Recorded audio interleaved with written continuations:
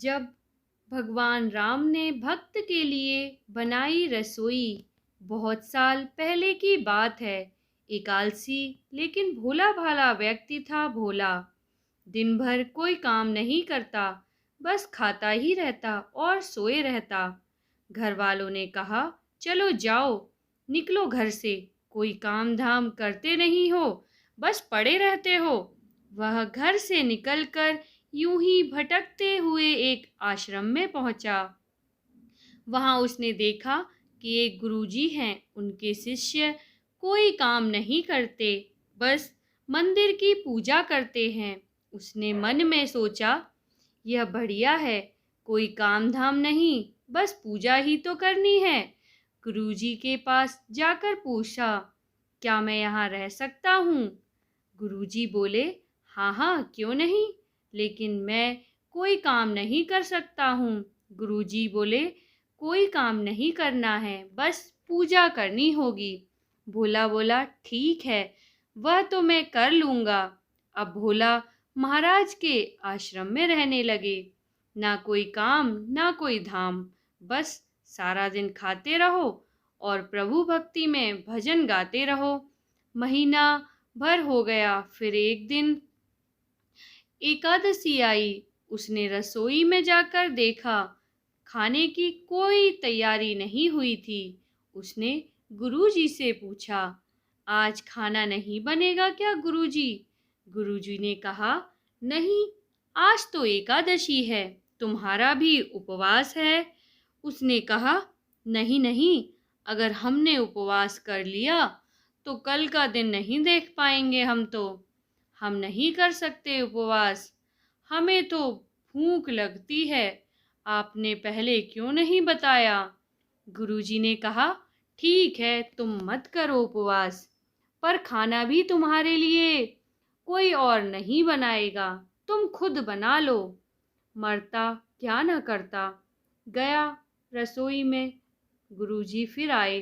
देखो, अगर तुम खाना बना लो तो राम जी को भोग जरूर लगा देना, और नदी के उस पार जाकर बना लो रसोई, ठीक है?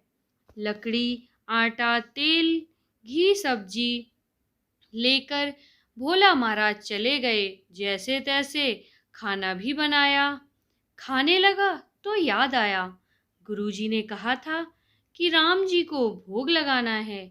लगा भजन गाने, आओ मेरे राम जी, भोग लगाओ जी, प्रभु राम आइए, श्री राम आइए, मेरे भोजन का भोग लगाइए। कोई ना आया तो बेचैन हो गया कि यहाँ तो भूख लग रही है और राम जी आ ही नहीं रहे हैं।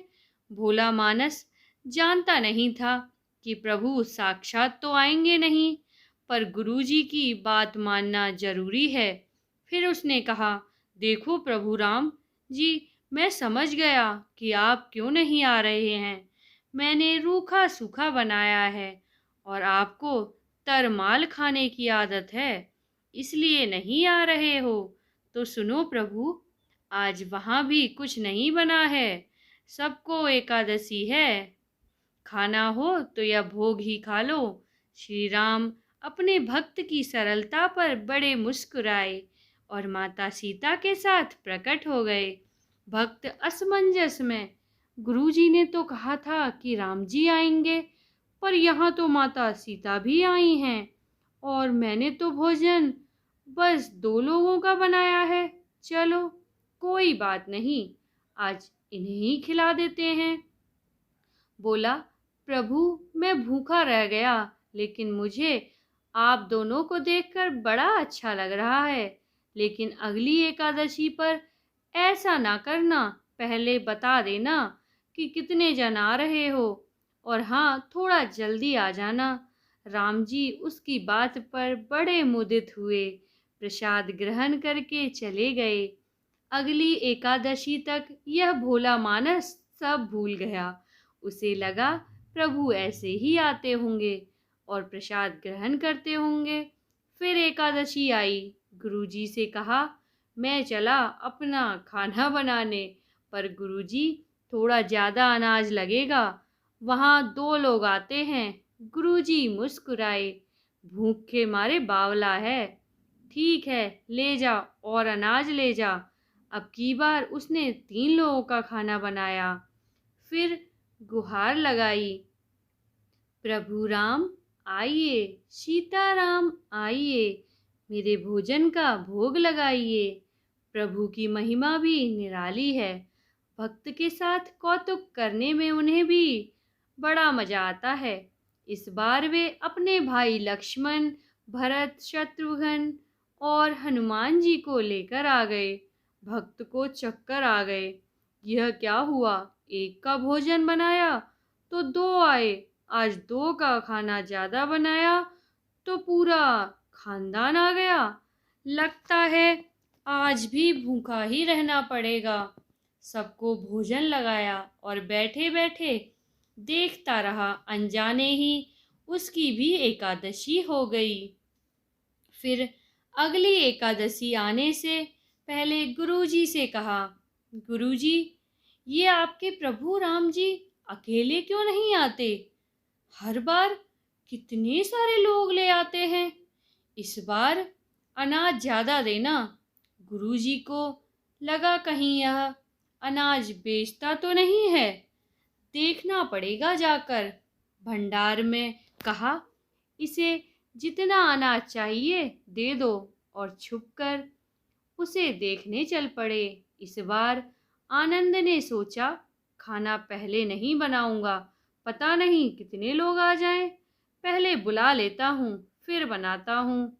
फिर टेर लगाई, प्रभु राम आइए, श्री राम आइए, मेरे भोजन का भोग लगाइए। सारा राम दरबार मौजूद। इस बार तो हनुमान जी भी साथ आए। लेकिन यह क्या, प्रसाद तो तैयार ही नहीं है। भक्त ठहरा, भोला भाला बोला, प्रभु इस बार मैंने खाना नहीं बनाया। प्रभु ने पूछा, क्यों? भोला बोला, मुझे मिलेगा तो है नहीं, फिर क्या फायदा बनाने का। आप ही बना लो और खुद ही खा लो। राम जी मुस्कुराए। सीता माता भी गदगद हो गईं उसके मासूम से जवाब से।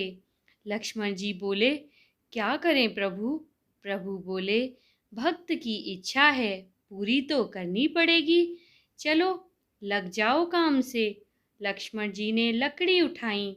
माता सीता आटा सानने लगीं। भक्त एक तरफ बैठकर देखता रहा। माता सीता रसोई बना रही थीं तो कई ऋषि मुनि, यक्ष, गंधर्व प्रसाद लेने आने लगे। इधर गुरुजी ने देखा खाना तो बना नहीं। भक्त एक कोने में बैठा है। पूछा, बेटा क्या बात है, खाना क्यों नहीं बनाया? भोला बोला, अच्छा किया गुरुजी आप आ गए।